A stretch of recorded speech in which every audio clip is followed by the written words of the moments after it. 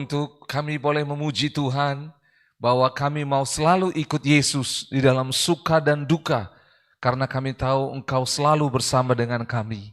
Tuhan sumber kekuatan bagi setiap hidup kami. Terima kasih Tuhan, dan biar lewat Bible Study malam hari ini iman kami semakin dikuatkan untuk boleh bergantung kepadamu. Kami datang memohon, kuduskanlah kami dengan darah-Mu. Tuhan tolonglah, berbicaralah kepada kami. Biar firman Tuhan itu mengajar dan mendapat tempat terbaik dalam hidup kami. Dalam nama Tuhan Yesus Kristus kami berdoa. Haleluya. Amin. Baik, puji Tuhan. Kita akan lanjutkan Bible Study kita malam hari ini. Kita bersyukur kita sudah sampai di Matius pasal yang 8. Kita bersyukur bahwa Bible Study minggu yang lalu kita melihat sebelumnya bahwa ada 3 mujizat kesembuhan yang Tuhan Yesus kerjakan. Dan kita tahu sama-sama bahwa Yesus dalam pengajarannya, dalam khotbah serial khotbah di atas bukit dan seterusnya, sebenarnya seperti yang pernah disampaikan bahwa Alkitab tidak dicatat seperti ini ya. Jadi ini dibuat terus berjalan seperti itu ya. Tidak ada judul, tidak ada perikopnya, tidak ada pembagian-pembagian seperti ini. Namun supaya orang lebih mudah memahaminya dibagi-bagi seperti itu. Nah, jadi ada 3 mujizat kesembuhan yang dilakukan Yesus untuk membuktikan kemesiasannya, kuasanya. Karena Yesus itu datang sebagai raja, sebagai nabi, sebagai imam. Nah, dia datang dan penuh kuasa. Kita lihat di Matius 8 ayat yang pertama sampai ayat yang keempat, Yesus menyembuhkan orang yang sakit kusta. Pada waktu itu, orang yang kena penyakit kusta dikatakan adalah orang yang terkutuk dan tidak bisa disembuhkan. Itu sebabnya ketika Yesus menyembuhkan orang yang sakit kusta, ini luar biasa. Karena apa? Peristiwanya tidak berangsur-angsur sembuh. Wah, pernah dengar ya? Kalau orang sakit berangsur-angsur sembuh. Tetapi ini seketika itu juga tahir orang itu dari kustanya. Jadi ini seperti mujizat langsung terjadi. Begitu. Yang kedua, Yesus menyembuhkan hamba seorang perwira di Kapernaum. Ini menarik sekali. Karena apa? Yesus ini kalau kita lihat sama-sama, dengan orang kusta itu dia bertemu. Tetapi dengan hamba perwira ini dia tidak bertemu. Benar ya? Dia hanya menyampaikan kata-kata dan berkata kepada perwira ini, pulanglah dan jadi kepadamu seperti yang kau percayai. Lalu perwira ini ketika pulang, hambanya itu sembuh. Tepat seperti yang Yesus katakan. Jadi lihat kuasa Yesus. Baik dia hadir secara fisik ataupun hanya perkataannya itu sungguh sanggup menyembuhkan. Dan ini membuat yang namanya Yesus makin dikenal. Nah menariknya saudara di Matius pasal 28 ini yang pertama Yesus sembuhkan itu adalah orang sakit kusta. Orang sakit kusta yang tanda kutip orang ini dianggap najis. Yang kedua yang disembuhkan adalah hamba seorang perwira. Dan kita tahu perwira ini tentu bukanlah orang Yahudi. Yang pada saat itu dikatakan golongan yang bukan Tuhan datang kepadanya. Tapi apa yang terjadi? Baik orang kusta maupun orang non-Yahudi. Kenapa sampai Yesus sembuhkan? Itu membuktikan bahwa dia adalah Tuhan untuk semua orang. Bukan untuk satu agama tertentu. Dan selanjutnya Yesus menyembuhkan ibu mertua Petrus dan orang-orang lain. Nah ibu mertua Petrus ini mewakili sekelompok orang Yahudi. Sehingga akhirnya kita lihat bahwa orang Yahudi, non-Yahudi, orang-orang yang dianggap kusta, orang yang dianggap terbuang oleh dunia, yang ditolak oleh yang namanya hukum Taurat atau sesuai dengan hukum Taurat, tidak bisa masuk di bait suci, tetapi karena Yesus bisa disembuhkan, ditahirkan semua. Nah saudara, ini menjadi sebuah fenomena bagi banyak orang pada waktu itu. Karena apa? Tidak ada satu orang pun rabi Tidak ada seorang pun nabi sebelumnya yang bisa melakukan seperti ini. Nah, itulah yang terjadi sehingga akhirnya di ayat 17 dikatakan, hal itu terjadi supaya genaplah firman yang disampaikan oleh Nabi Yesaya. Dialah yang memikul kelemahan kita dan menanggung penyakit kita. Jadi Yesus itulah yang dinubuatkan di dalam kitab Yesaya pasal 53 secara khusus. Ya, kita bersyukur. Itu sebabnya sampai hari ini saudara, perdebatan di Yesaya 53 itu masih ada. Orang-orang Yahudi tidak percaya kalau itu adalah nubuatan Yesus, kemesiasan Yesus di dalam Yesaya 53. Tetapi ini sudah dicatat bahwa Yesuslah yang menanggung penyakit kita dan memikul kelemahan kita. Nah, sekarang kita lanjut di part yang terakhir. Dan saya memberi judul yaitu serunya ikut Yesus. Sama-sama bilang serunya ikut Yesus. Sekali lagi serunya ikut Yesus. Nah, saudara pernah ikut sebuah kelompok, sebuah perkumpulan, dan saudara menikmati keseruan ada di sana ya? Pernah. Nah, banyak orang tidak melihat keseruan ikut Yesus ini. Sehingga akhirnya apa yang terjadi? Ikut Tuhan bagi mereka biasa-biasa aja. Tapi coba kita lihat, bagaimana ikut dengan Yesus ini, kalau bahasa orang sekarang bilang apa seperti ngeri-ngeri sedap. Karena apa? Ada hal-hal yang di luar kemampuan manusia, dan hal-hal yang belum pernah dialami oleh manusia, dikerjakan oleh Yesus, sehingga membuat orang-orang yang mengikut Yesus ini tidak tahu bagaimana selanjutnya. Pilihannya adalah tinggal bergantung pada Yesus. Coba kita baca yang pertama. Matius pasal 8 ayat 18 sampai 22. Hal mengikut Yesus. Mulai dari 18. Ketika Yesus melihat orang banyak mengelilinginya, ia menyuruh bertolak ke seberang. Lalu datanglah seorang ahli Taurat dan berkata kepadanya, "Guru, aku akan mengikut engkau, kemana saja engkau pergi." Yesus berkata kepadanya, "Serigala mempunyai liang dan burung mempunyai sarang, tetapi anak manusia tidak mempunyai tempat untuk meletakkan kepalanya." Seorang lain, yaitu salah seorang muridnya, berkata kepadanya, "Tuhan, izinkanlah aku pergi dahulu menguburkan ayahku." Tetapi Yesus berkata kepadanya, "Ikutlah aku, dan biarlah orang-orang mati menguburkan orang-orang mati mereka." Nah, setelah mujizat yang dilakukan Yesus itu, banyak orang mulai mengikuti Yesus. Dan sekali lagi, Yesus ini dalam perjalanannya sambil mencari murid yang akan menjadi rasul nanti, yang 12 murid. Makanya nanti kita akan lompat di dalam Matius pasal yang ke-9, Yesus akan bertemu dengan Matius pemungut cukai yang akan menjadi murid Yesus. Jadi di dalam perikop ini Yesus sedang mencari orang-orang yang akan mengikut dia. Dan di sini jelas sekali, lihat ya, ayat 18, Yesus itu punya pola tidak suka dengan kerumunan, tapi dia mau fokus. Karena apa? Yesus itu sampai pada akhirnya matinya ingin yang namanya pengajarannya, kuasanya, dan kerajaan Allah itu diterima, dimengerti oleh murid-murid, dipercaya oleh murid-murid dan diteruskan.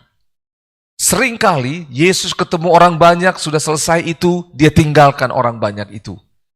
Waktu di kitab Yohanes kita sudah pernah belajar bagaimana dikatakan Yesus tahu hati orang banyak itu. Sehingga orang banyak itu meninggalkan Yesus. Nah, di sini ada dua kandidat. Yang pertama di ayat 19 adalah seorang ahli Taurat. Saudara bayangkan, seorang ahli Taurat, dia datang, dia berkata, "Guru, aku ingin mengikut engkau, kemana saja engkau pergi." Kemungkinan besar ahli Taurat ini melihat apa yang dikerjakan oleh Yesus melebihi rabi-rabi yang lain. Sehingga dia berkata, "Aku ingin mengikut engkau." Saudara, perkataan seperti ini di dalam Alkitab yang paling jelas hanya sekali dicatat. Ada juga pernyataan bagaimana Elisa mau mengikuti Elia, "Kemana engkau pergi, aku mau pergi." Tetapi yang lebih jelas lagi yaitu bagaimana Naomi berkata kepada Ruth, Kemana engkau pergi, ke situ aku pergi. Bangsamu, bangsaku. Tuhanmu, Tuhanku. Kemana engkau, kalau kau dikubur di mana, di situ aku dikubur. Itu adalah pola pemuritan yang diwariskan dari namanya bangsa Yahudi. Yaitu pemuritan yang bukan hanya bicara tentang knowledge, tapi seluruh hidupnya ikut kepada gurunya. Itu sebabnya kita lihat bagaimana Yesus waktu melayani, dia bawa murid-muridnya. Semuanya ditinggalkan, mereka sama-sama. Itu pola pemuritan mereka. Ya, jadi yang pertama ada seorang ahli Taurat. Nah, waktu ahli Taurat ini datang, Yesus ngomong gini, serigala mempunyai liang dan burung mempunyai sarang, tetapi anak manusia tidak mempunyai tempat untuk meletakkan kepalanya. Mengapa Yesus jawab demikian? Karena ahli Taurat ini bertanya atau menyampaikan tentang tempat. Kemana engkau pergi? Yesus sedang memberikan challenge kepada dia. Oke, kau mau ikut kemana aku pergi? Dengar baik-baik. Aku tidak seperti rabi yang lain. Yang punya rumah, yang punya kantor, yang punya markas. Kalau kita bilang hari ini yang punya sekretariat. Nah gitu loh. Dan dia buat challenge. Dan ayat inilah yang membuat seorang pemahat, kalau saudara pergi ke Yerusalem, di situ ada patung, ditulis itu The Homeless Jesus. Karena dikatakan Yesus tidak mempunyai tempat untuk meletakkan kepalanya. Ini gambaran ini besar. Yang pertama dia sedang berbicara tempat, tetapi yang kedua, Yesus belum mengajarkan tentang gereja. Karena nanti di Matius 16 lah dia baru mengajarkan tentang gereja. Karena kita tahu gereja, kalau dibawa sampai ke kitab Efesus, gereja adalah tubuhnya dan Yesus adalah kepalanya. Jadi gereja belum ada. Ini seperti pernyataan nubuatan ke depan. Nah, lalu disinyalir bahwa ahli Taurat ini enggak jadi ikut Yesus. Lalu ada kandidat kedua, yaitu apa? Ada dikatakan salah seorang muridnya berkata kepadanya, siapa ini kalau dia muridnya? Saudara, ini disinyalir muridnya ini bukan salah seorang daripada rasul itu.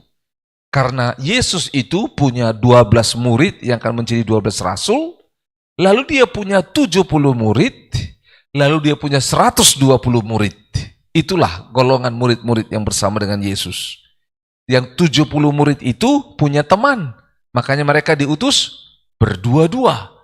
Nah saudara, ini Alkitab tidak mencatat siapa nama murid ini. Tetapi yang menjadi pusatnya adalah bukan orangnya, tetapi apa? Motivasinya. Itu sebabnya ahli Taurat di atas, motivasinya sedang ditanya oleh Yesus, kalau kau mau ikut aku, ini dia. Enggak punya liang, enggak punya sarang, enggak punya tempat untuk meletakkan kepala. Enggak punya tempat untuk tidur, gitu loh. Kau mau enggak? Gitu loh. Berarti kerja terus ini, lembur terus. Lalu yang kedua ini, dia bilang apa? Tuhan, izinkanlah aku pergi untuk menguburkan ayahku. Tetapi Yesus berkata kepadanya, ikutlah aku dan biarlah apa? Orang-orang mati menguburkan orang-orang mati mereka. Saudara, waktu kita membaca ini dari perspektif orang Asia, kita akan bilang, Yesus ini kasar ya. Kok ngomong gitu, biarlah orang mati. Oh ya kasihlah aku sebentar. Gitu loh. Kan sebentar saja. Izinkan aku pergi dahulu menguburkan ayahku.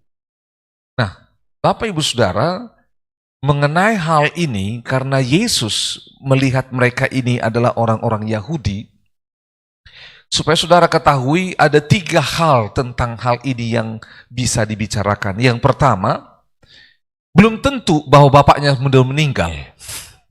Belum tentu. Karena dibilang tuh, izinkanlah aku pergi dahulu menguburkan ayahku.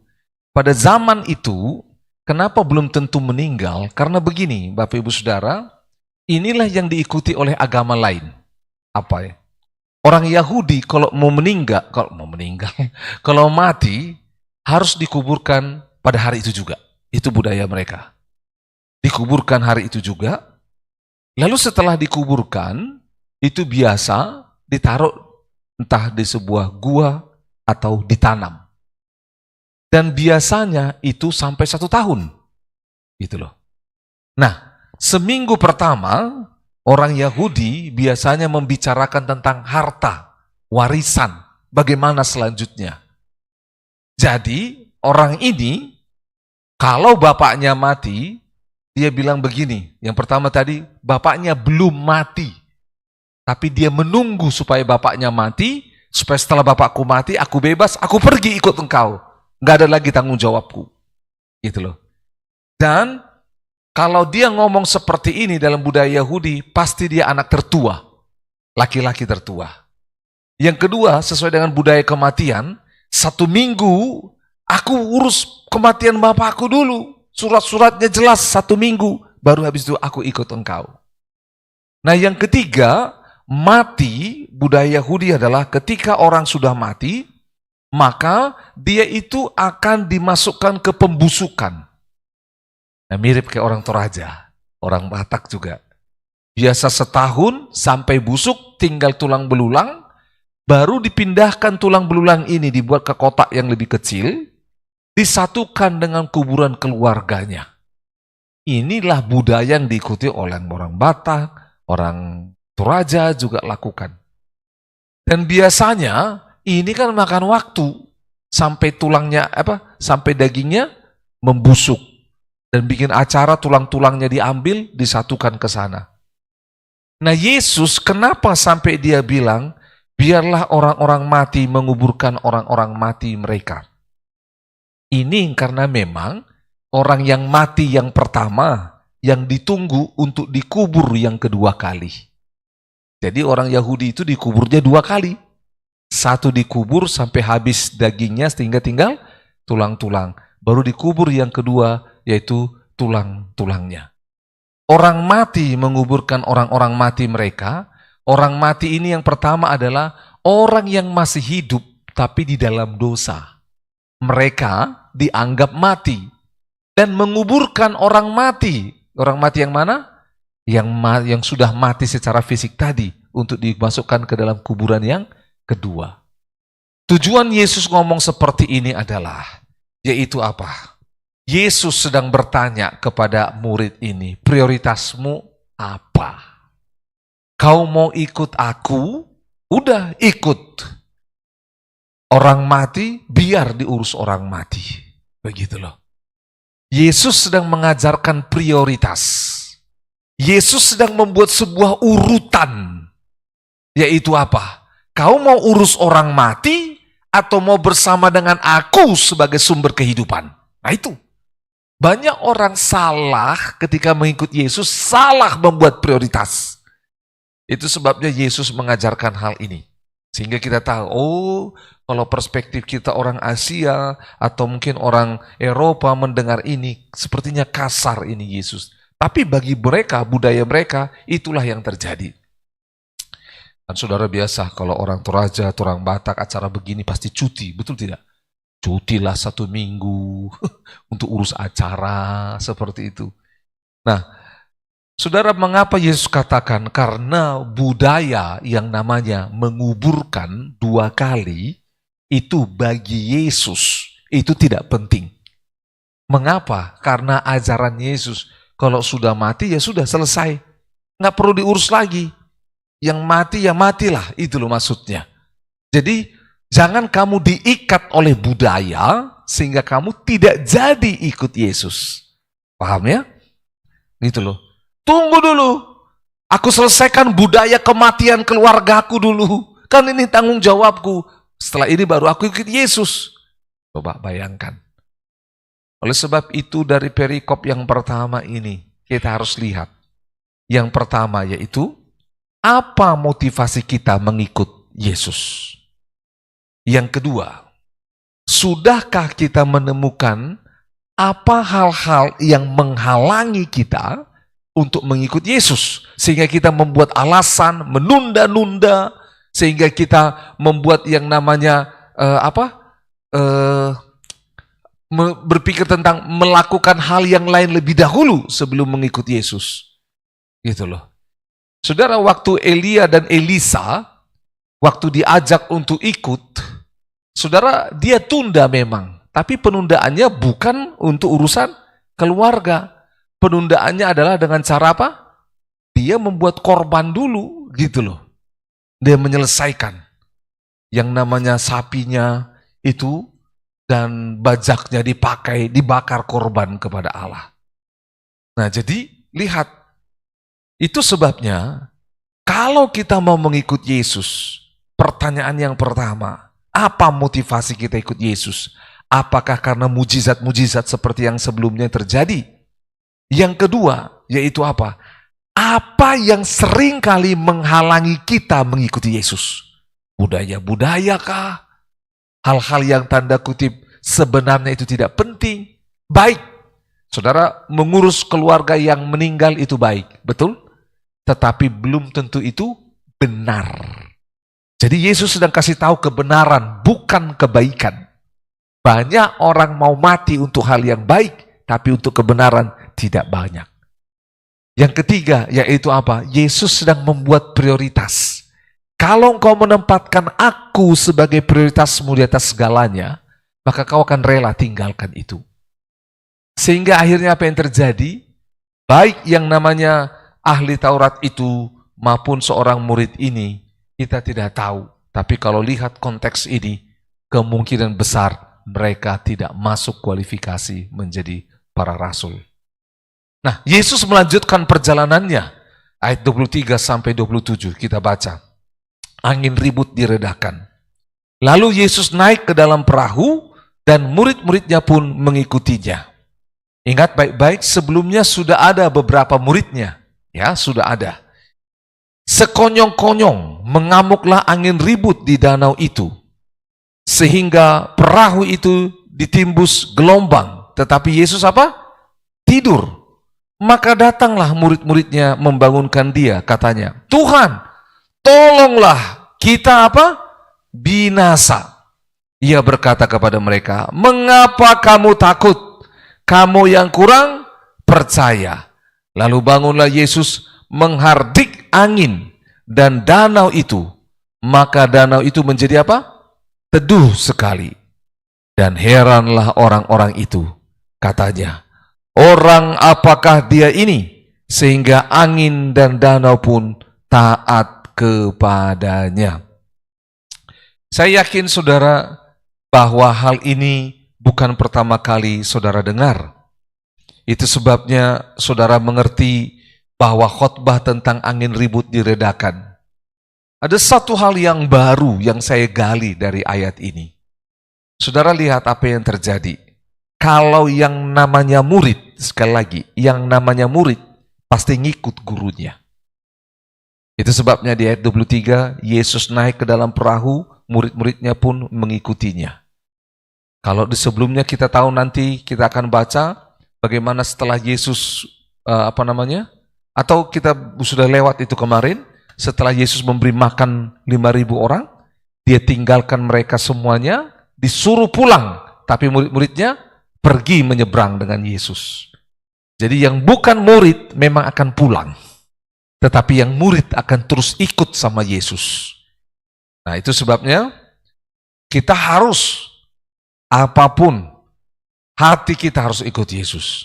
24. Sekonyong-konyong mengamuklah angin ribut di danau itu sehingga perahu itu ditimbus gelombang, tetapi Yesus tertidur. Nah, mereka berkata sama murid-muridnya ngomong, dia bangunkan dan bilang apa? Tuhan, tolonglah kita binasa. Oke, ini hal yang baru, dengar baik. Murid-murid Yesus, beberapa orang di antara mereka adalah nelayan. Nelayan, dan mereka di Galilea, mereka pasti sudah pernah yang namanya mengalami apa? Angin, betul nggak? Mereka sudah pernah mengalami yang namanya gelombang. Pasti, betul tidak? Tapi, kenapa Alkitab mencatat mereka itu membangunkan dia, katanya, Tuhan tolonglah kita binasa. Kenapa, saudara? Nah, saya ketika mempelajari ayat ini, saudara, ternyata yang namanya angin dan gelombang ini ada dua pengertian. Secara rohani, Kita tahu bisa jadi angin ini disebabkan oleh yang namanya roh jahat yang ada di seberang sana yang nanti akan Yesus usir dari orang gila yang kerasukan setan itu. Itu yang pertama. Tapi yang kedua, yang namanya gelombang, yang namanya angin ini disebabkan oleh gempa. Kok bisa gempa? Saya ketika membaca bahasa aslinya, saudara dikatakan, and when he was entered into the ship, his disciple followed him, and behold, there arose a great tempest. Nah, tempest ini di dalam bahasa lainnya, ketika diterjemahkan adalah seismos. Seismos itu, saudara pasti tahu seismos. Pernah dengar seismograf? Apa itu seismograf? Alat untuk mengukur apa? Gempa. Jadi, yang namanya gelombang dan angin ini membuat mereka takut karena itu disebabkan oleh yang namanya gempa. Jadi bahasa aslinya itu adalah ada gempa. Ada gempa yang terjadi. Sekali lagi, mereka ini adalah nelayan. Yang seumur hidupnya nelayan, gelombang angin sudah biasa. Tetapi kenapa ini mereka bilang kita binasa? Nah, saudara tahu ini menarik. Kepercayaan orang Yahudi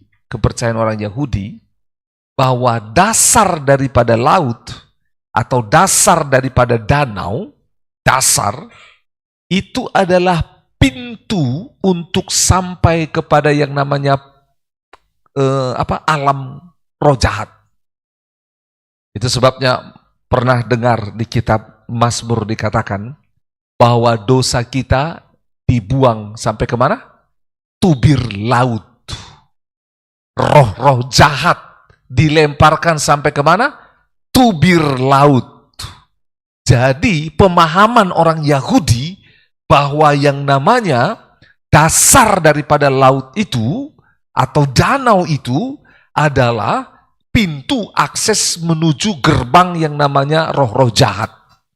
Jadi kalau itu terbuka gempa, mereka berpikir bahwa roh jahatnya keluar. Itulah yang mereka takutkan.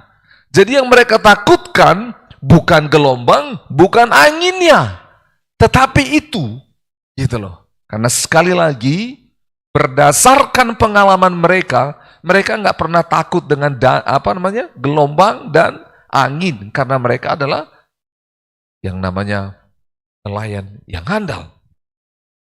Itu sebabnya, lihat bagaimana respon Yesus 26. Ia berkata kepada mereka, mengapa kamu takut? Kamu yang kurang percaya. Loh, itu sebabnya Yesus berbicara tentang ketakutan karena ketidakpercayaan. Bukan ketakutan karena ketidakmampuan mereka sebagai nelayan. Oke ya. Saudara pernah naik perahu atau naik kapal? Saudara pernah takut nggak? Saya takut, saudara, karena apa nggak? Karena saya nggak akan, kalau saya ini tenggelam, saya nggak akan bisa berenang sampai ke sana. Contoh ya, ada teman orang Poso, saya bawa ke Danau Toba. Dia bilang, Danau Poso aja saya renangi Pak, masa Danau Toba nggak bisa? Ya udah, kami pergi di Danau Toba. Ayo berenang, saya bilang. Ayo Pak, saya berenang di sini aja lah. Pak Agus takut ya? Iya, saya bilang, saya akuin. Dia coba melompat di sana, tuh tiba-tiba dia kembali. Kenapa kembali? Gelap Pak di bawah, saya takut. Jadi, kita punya ketakutan, ada ketakutan karena ketidakmampuan tubuh kita. Tapi ada ketakutan karena sesuatu yang tidak bisa kita kendalikan. Kalau ketidakmampuan berenang adalah sesuatu yang kita bisa kendalikan, betul? Tetapi ini adalah sesuatu yang tidak bisa dikendalikan. Itu sebabnya Yesus berkata, mengapa kamu takut, kamu yang kurang percaya?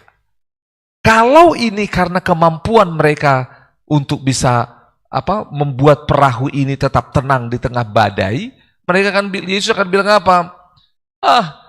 Kamu kan punya pengalaman. Gitu loh. Tetapi Yesus sampai menyinggung yang namanya kepercayaan. Karena apa? Ingat baik-baik. Karena itu tadi, mereka lahir dibesarkan dengan pemikiran bahwa tubir laut atau yang namanya dasar laut, dasar samudera, dasar air, dasar danau itu adalah pintu akses untuk sampai kepada roh-roh jahat. Jadi mereka pikir demikian. Makanya apa yang terjadi? Lalu bangunlah Yesus dan menghardik angin dan danau itu. Maka danau itu menjadi apa? Teduh sekali. Sama-sama katakan, teduh sekali. Saudara, ini menarik sekali. Kenapa sampai dikatakan menjadi teduh sekali? Karena Yesus tidak hanya urus angin dan gelombang yang terlihat, tapi Yesus urus sampai gempa yang ada di bawah.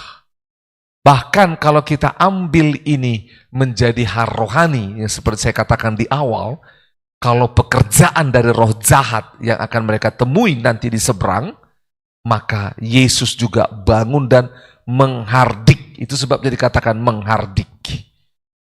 Dia menghardik. Saudara, menghardik itu bahasa lainnya adalah seperti apa? Mengusir atau berbicara dengan tegas. Gitu loh. Itu sebabnya dikatakan, kenapa Yesus sampai menggunakan kata menghardik, mengusir? Karena kalau hanya mengusir, dia hanya mungkin jadilah tenang. Tapi ini tidak. Dia hardik. Karena dia tahu itu dua tadi, yaitu ketakutan daripada murid-murid tentang yang namanya roh jahat akan keluar dari bawah muka bumi, gitu loh. Jadi dihardik oleh Yesus. Dan itulah juga karena menghardik, itulah juga maka kalau angin biasa, gelombang biasa nggak perlu dihardik. Tetapi ada unsur supranatural yang terjadi sehingga Yesus menghardiknya. Makanya di ayat 27 dikatakan, dan heranlah orang-orang itu. Siapakah orang-orang itu? Yaitu para murid yang ada dalam perahu. Katanya, orang apakah dia ini? Sehingga angin dan danau pun taat kepadanya. Saudara dengar baik-baik. Ini di luar kemampuan mereka. Siapa yang bisa bicara sama angin? Siapa yang bisa bicara sama badai? Nggak ada. Kalau belakangan ini ada film namanya Avatar, pengendali angin. Yesus nggak pengendali angin, tapi dia penguasa atas angin. Itu loh ya. Nah, dari hal ini kita belajar, dengar baik-baik. Bisa jadi angin ribut ini simbol atau lambang persoalan, permasalahan yang terjadi, tantangan yang terjadi dalam hidup kita. Penyebabnya bisa dua. Satu, penyebabnya seperti yang dialami oleh murid-murid adalah sebuah pemikiran masa lalu. Masalah itu ditimbulkan oleh sesuatu di masa lalu, yaitu kepercayaan yang salah di masa lalu. Kepercayaan yang salah. Atau yang kedua, masalah itu bisa disebabkan oleh karena pekerjaan roh jahat. Namun ketahuilah, Yesus menarik sekali. Dia peduli dengan murid-muridnya. Dan saudara lihat ya gaya bicara Yesus. Mulai dari Matius 8 ayat 22 ketika dikatakan, biar orang mati menguburkan orang mati mereka. Lalu di ayat 26 dia berkata, mengapa kamu takut, kamu yang kurang percaya? Coba lihat. Dia itu datang sebagai rabi, sebagai guru yang berbicara dengan otoritas. Sehingga akhirnya dia bisa bicara sama yang namanya danau, dia bisa bicara dengan angin. Makanya di ayat 27 itu, orang apakah dia ini sehingga angin dan danau pun taat kepadanya. Kenapa dikatakan danau? Karena itu yang di pikiran mereka tadi, yaitu gelombang di danau itu karena gempa di bawah. Terbuka pintu, portal, roh jahat keluar, mereka takut. Dengar, semua itu sudah dikalahkan Yesus. Saya tanya sama saudara, sesuai judul hari ini. Kira-kira, kalau saudara adalah bagian, kita adalah bagian dari murid-murid itu. Kita ada dalam kapal itu, seru nggak? Seru nggak? Kira-kira kalau saudara ada dalam perahu itu, saudara langsung lompat nggak keluar dari dalam perahu itu? Atau bagaimana? Kira-kira apa? Teriak-teriak. Guru, kau tidak peduli kalau kita akan apa? Binasa. Itu kalau di kitab Markus dia ngomong begitu. Kau tidak peduli kalau kita akan binasa. Saudara lihat apa yang terjadi. Dengar baik-baik. Itu sebabnya ikut Yesus itu seru. Sama-sama katakan, ikut Yesus itu seru. Oke ya, dengar baik-baik. 2 kandidat murid yang tadi, yaitu satu, yaitu apa? Ahli Taurat. Yang kedua, murid yang mau pulang nguburin bapaknya. Mereka nggak ikut keseruan ini. Benar ya? Itu sebabnya dengar jemaat Tuhan kita semua. Kalau kita memberi diri menjadi murid Yesus, kita akan lihat hal-hal seru seperti ini. Kita akan lihat keseruan di dalam hidup. Sesuatu yang melebihi kemampuan kita tapi bisa diselesaikan. Karena apa? Sang Guru bersama dengan kita. Yesus bersama dengan kita. Dia berkuasa atas segalanya. Amin. Kita lanjut di ayat yang ke-28 sampai 34. Kita baca dulu. Lalu saya jelaskan. Setibanya di seberang, yaitu di daerah orang Gadara, datanglah dari pekuburan 2 orang yang kerasukan setan menemui Yesus. Mereka sangat berbahaya sehingga tidak seorang pun yang berani melalui jalan itu. Dan mereka itu pun berteriak, katanya, apa urusanmu dengan kami, hai anak Allah? Adakah engkau kemari untuk menyiksa kami sebelum waktunya? 30. Tidak jauh dari mereka itu sejumlah besar babi sedang mencari makan. Maka setan-setan itu meminta kepadanya, katanya, jika engkau mengusir kami, suruhlah kami pindah ke dalam kawanan babi itu. Yesus berkata kepada mereka, pergilah. Lalu keluarlah mereka dan masuk ke dalam babi-babi itu. Maka terjunlah seluruh kawanan babi itu dari tepi jurang ke dalam danau dan mati di dalam air.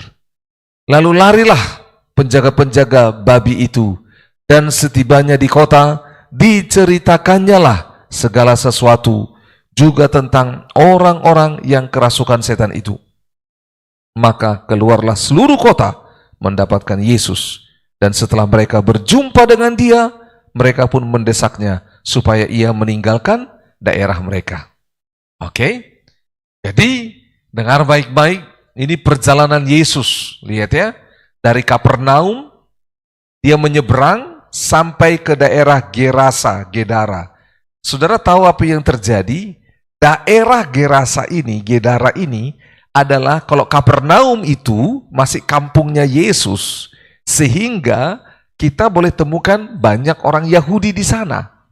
Tetapi kalau pergi nyeberang danau, itu sampai ke Gerasa, ke Gadara, itu daerah orang-orang non-Yahudi.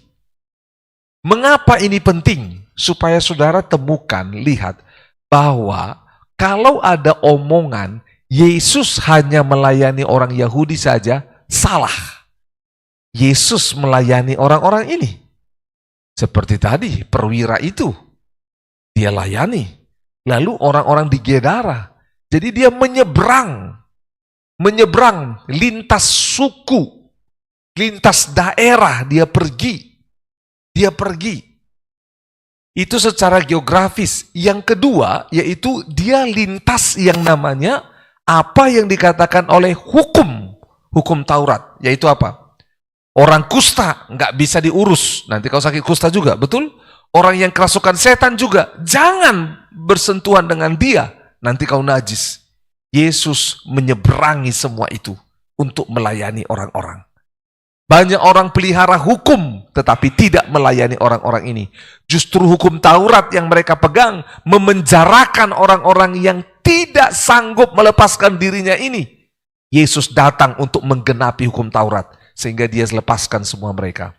Jadi lihat, kalau ada perkataan, itu sebabnya, saudara, apa yang Yesus katakan waktu dengan perempuan Sirofenisia. Masih ingat?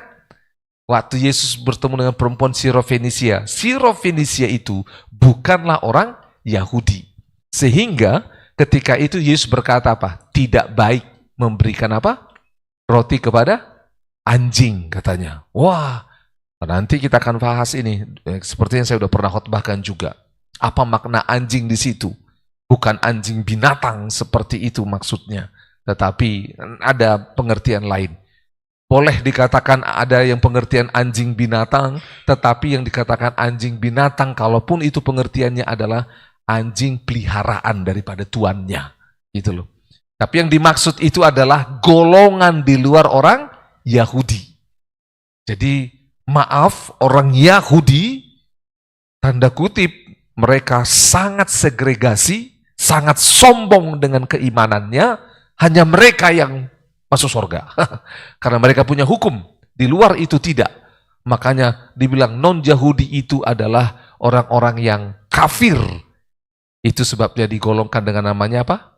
Seperti anjing. Tapi apa yang terjadi? Kenapa Yesus layani yang namanya perempuan Sirofenisia? Memang Yesus punya urutan. Dia urus dulu orang Yahudi ini, baru dia urus bangsa-bangsa yang lain. Seperti ini kita lihat tadi. Dia urus orang Yahudi yang sakit kusta.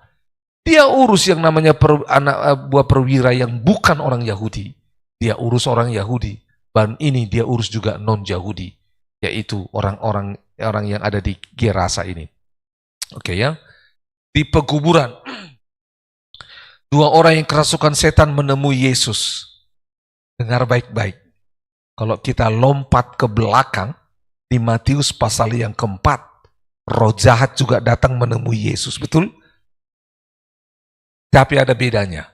Lihat di sini dikatakan, mereka sangat berbahaya sehingga tidak seorang pun yang berani melalui jalan itu. Artinya apa?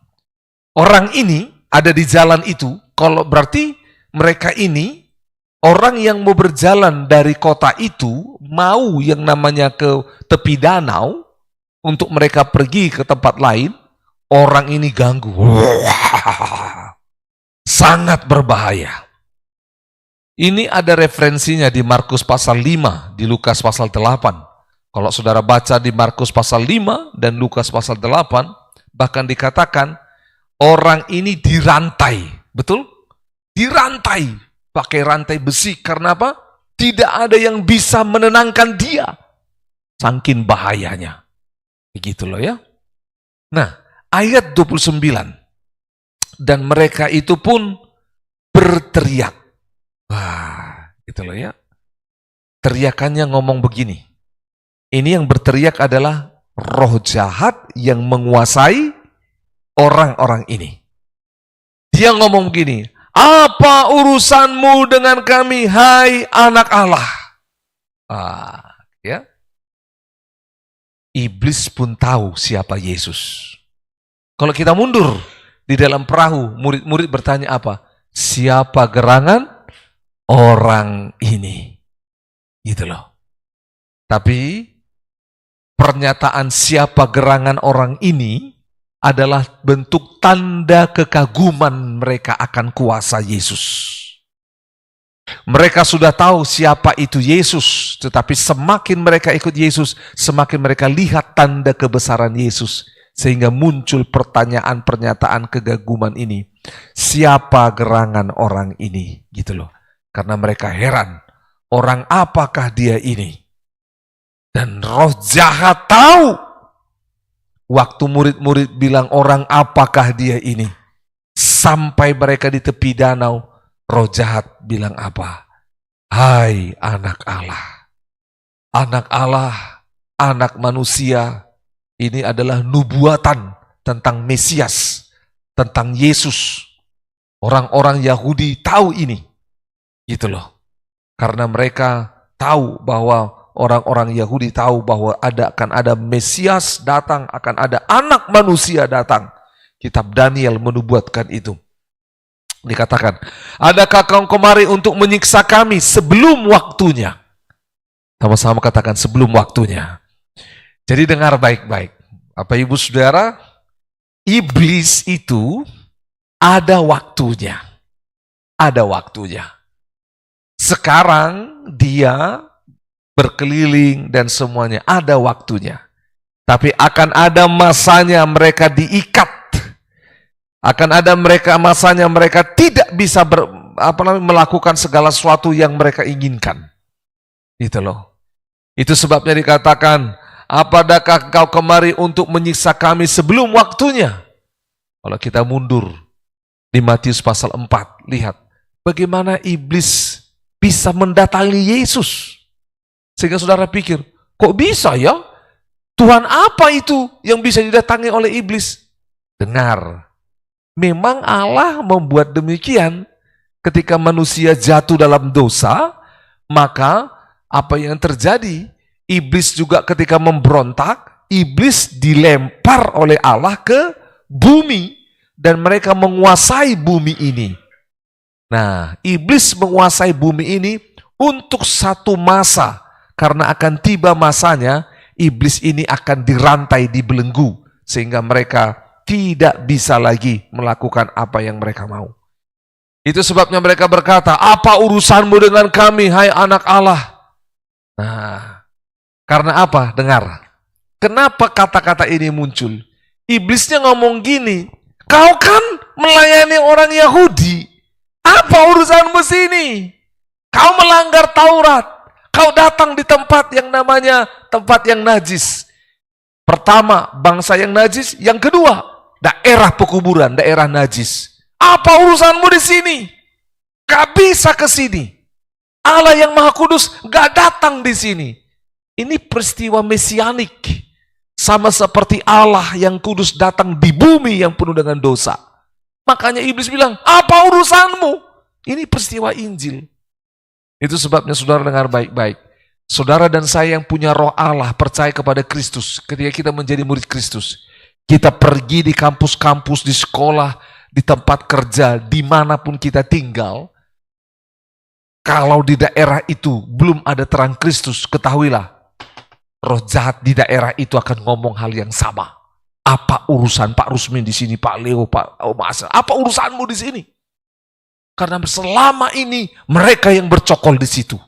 Selama ini mereka yang menguasai daerah itu. Makanya lihat apa yang terjadi. Daerah itu sepi. Hanya ada apa? Gembala babi, betul? Dan kita tahu sama-sama, babi juga bagi orang Yahudi adalah binatang yang apa? Najis.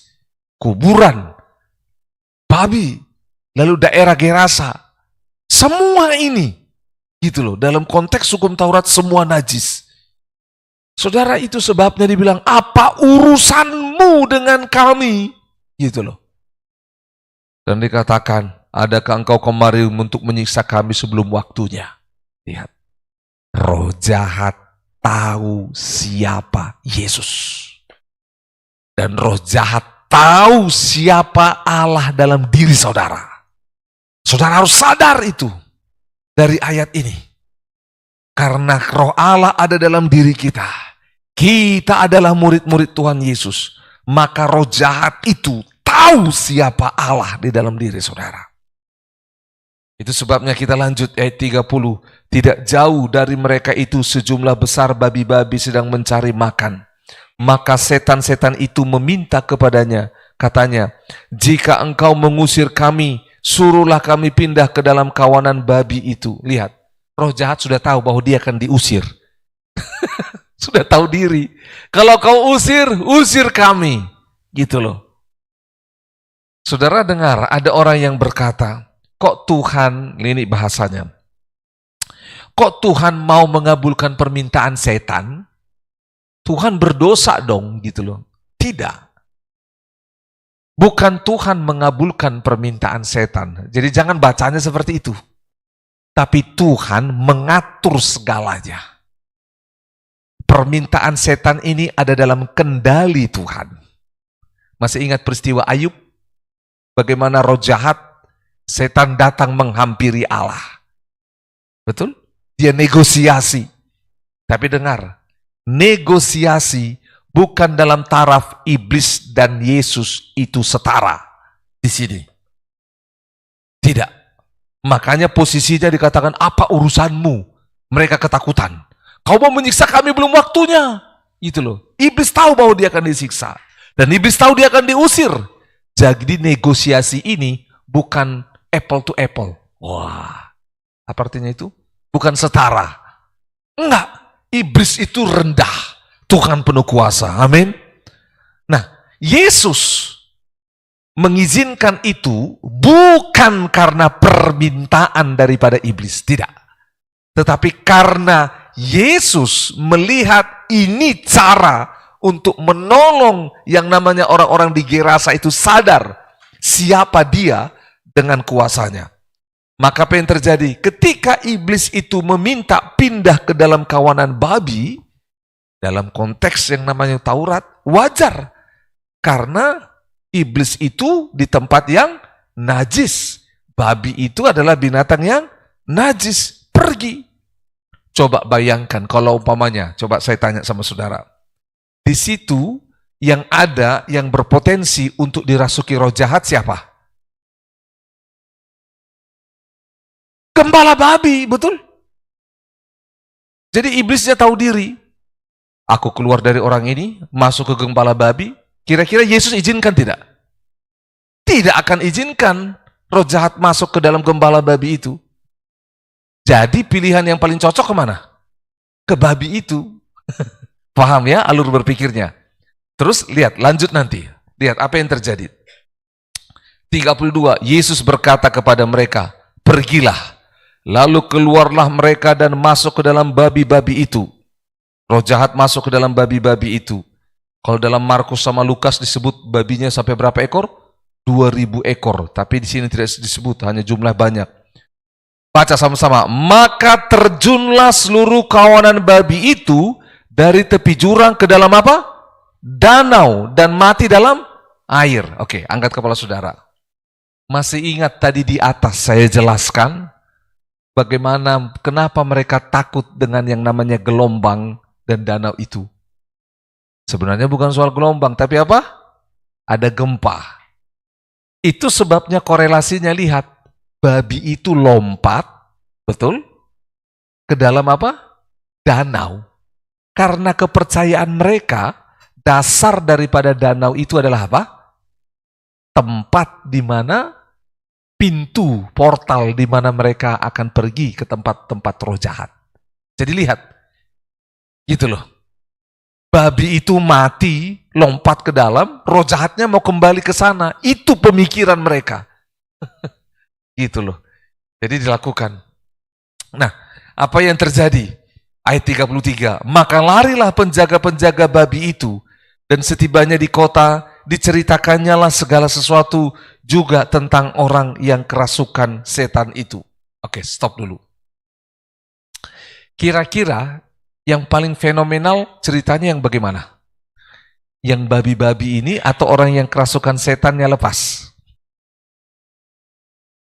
Kalau dihitung dari yang namanya ukuran ekonomi, maka bagi si penjaga babi ini, yang paling fenomenal adalah babinya.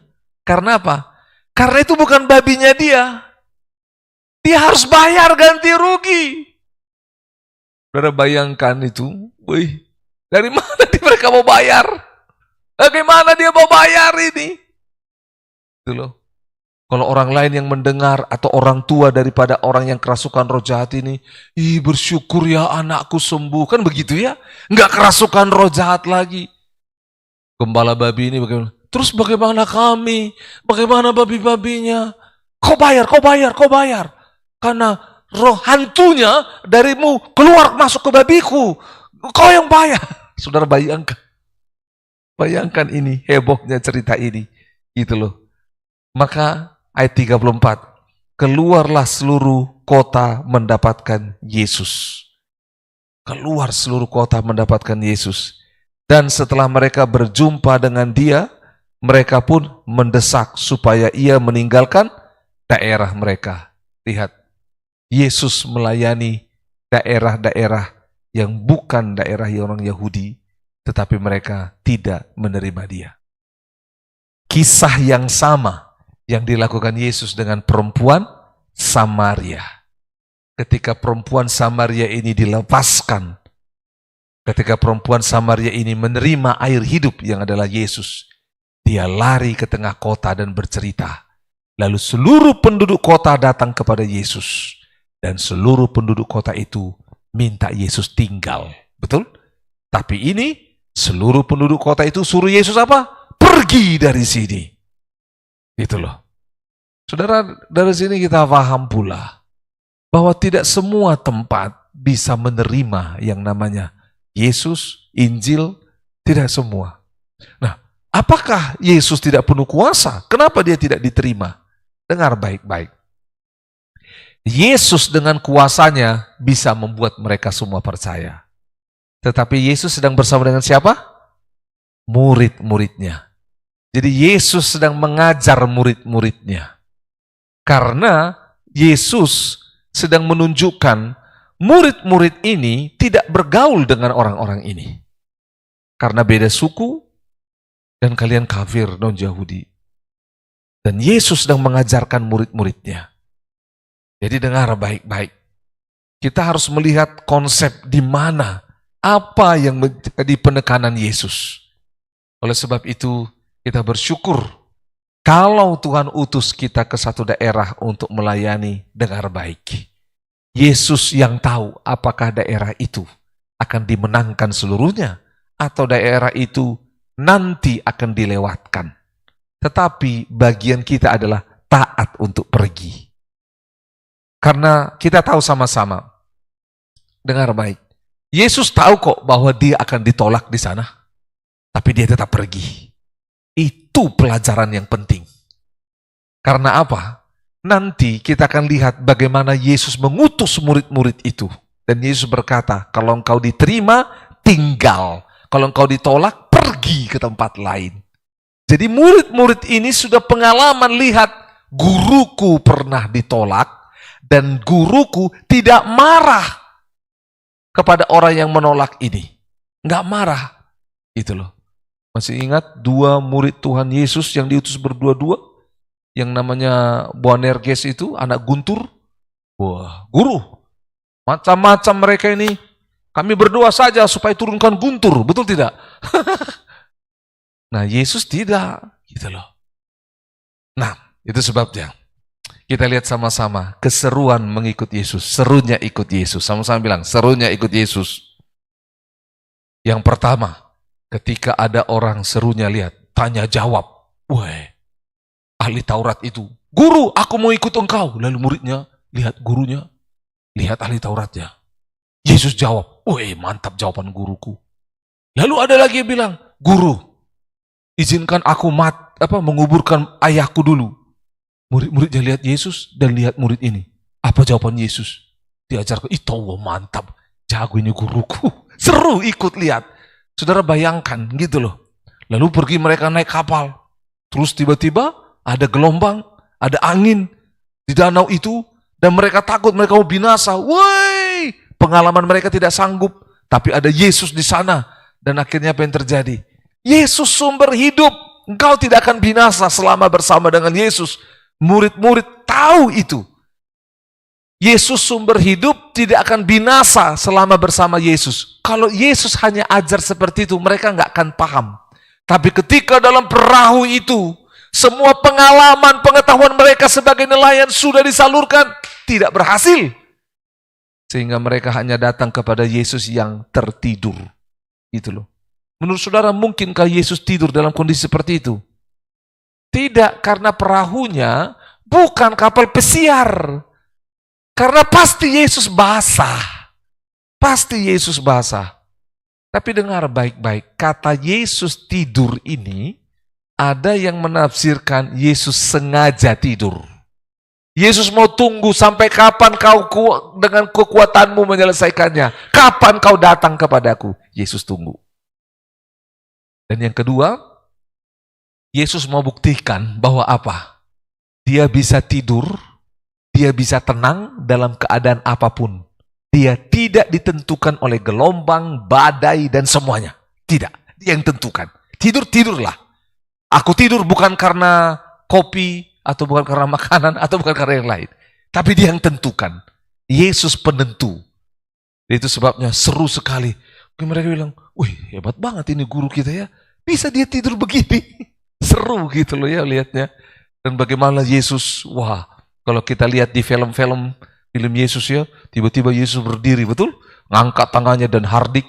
Wah, be still. Oh, pakai bahasa Inggris seperti itu. Dia bilang, jadilah tenang, boy. Murid langsung, wah. Kalau kita di situ mungkin dalam perahu itu, saya coba. Jadilah tenang. Enggak tenang-tenang. Karena apa? Kita, seru ini ikut Yesus, jadi ikut. Belum lagi, lihat, gempa, badai bisa dihentikan. Lalu roh jahat bisa diusir. Wih, apalagi kalau dihitung jumlahnya 2.000 atau disebut legion. Wih, mereka bilang, wih, satu aja kita nggak bisa lawan.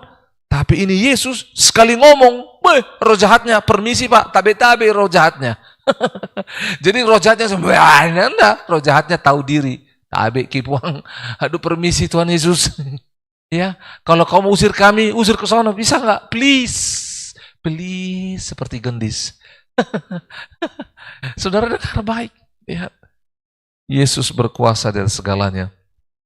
Oleh sebab itu, malam hari ini ada 3 kesimpulan besar yang saya mau sampaikan kepada kita di luar dari banyak hal yang tadi disampaikan. Yang pertama, motivasi ikut Yesus itu penting. Motivasi mengikut Yesus itu penting. Dan motivasi itu tersimpan di dalam hati. Dan motivasi itu terkadang menyentuh apa yang terpenting dalam hidupmu. Bisa itu orang tua atau bisa nyawa sendiri. Muridnya berkata, kita binasa.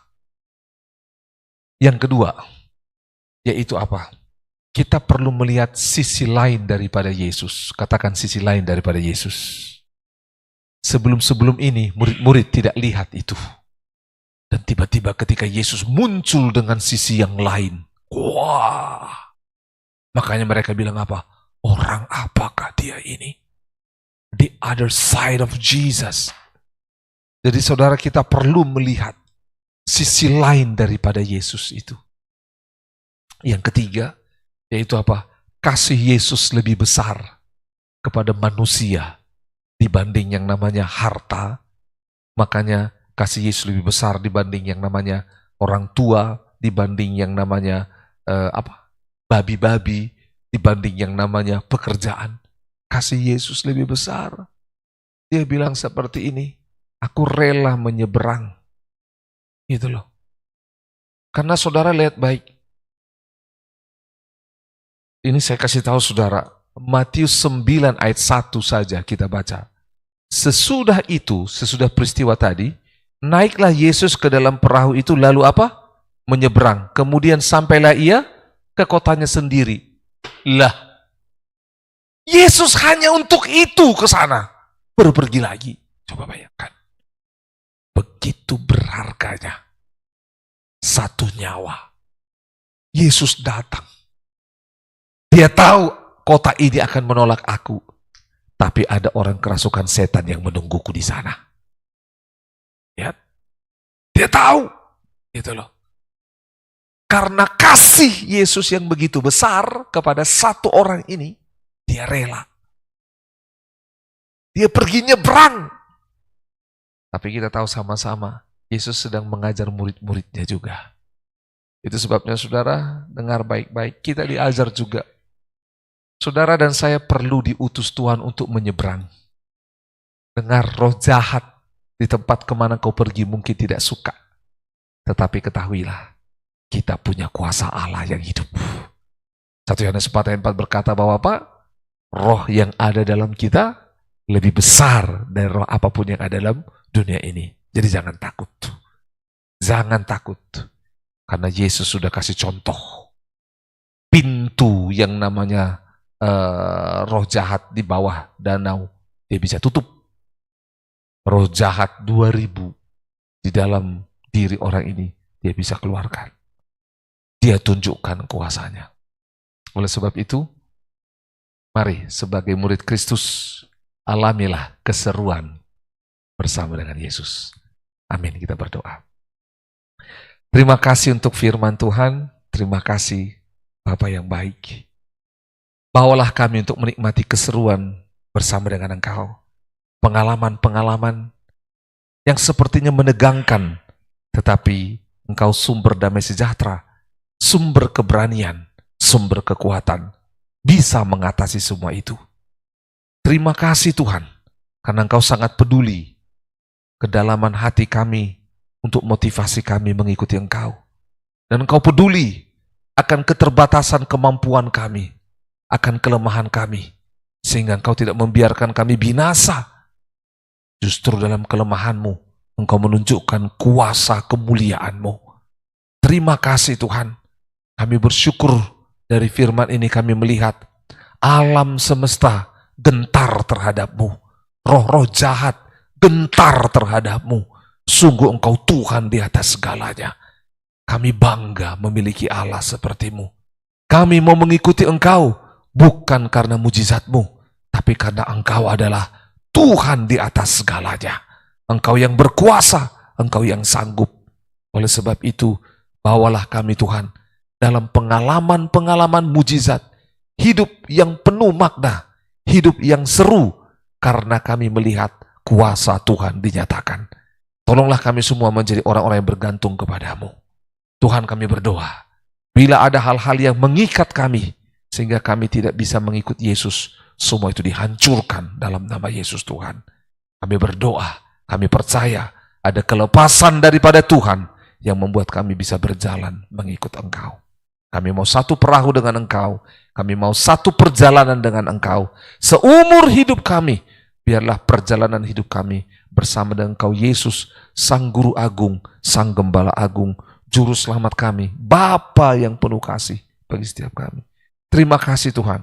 Kami berdoa supaya dengan firman Tuhan ini, kami berani keluar menyeberang kepada orang-orang yang dianggap kafir, kepada orang-orang yang dianggap belum tidak layak untuk menerima Engkau, tidak layak untuk menerima kasih pengampunan-Mu. Tuhan, kirim kami kepada mereka, sehingga kami boleh menyatakan kasih-Mu, kuasa-Mu bagi semua orang. Terima kasih Bapa yang baik. Kami bersyukur untuk Bible study ini. Biarlah hidup kami boleh terus haus dan lapar akan firman-Mu. Ajarlah kami Tuhan, biar kami bertumbuh dalam firman Tuhan, hidup kami diubahkan, iman kami dikuatkan, sehingga kami boleh menjadi saksi Kristus dimanapun kami berada. Terpujilah nama-Mu, dalam nama Tuhan Yesus Kristus kami berdoa. Haleluya. Amin. Puji Tuhan, sampai bertemu dalam Bible study selanjutnya.